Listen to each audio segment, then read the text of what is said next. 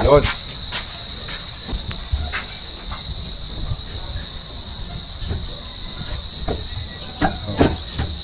So, bali yan na po mga kasanay ang kabuhan niya. Ayan po, right side. Ito. Ayan po. Hindi po siya lamig sa mga kasanay. Cubicle lang po siya. Ito yung left side niya. Ito po yung harap, yung mahaba.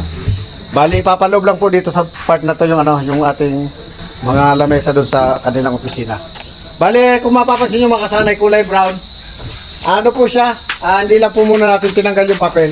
Para yung sa pag nag-varnish po tayo, hindi na po tayo kailangan pa maglagay-lagay pa ng mga dyaryo na protection para hindi ma-spray yung ma-spray ng varnish at yung pangkulay yung ating yung ating acrylic board. So, ganito po ang itsura niya mga kasanay pag natanggalan ng papel.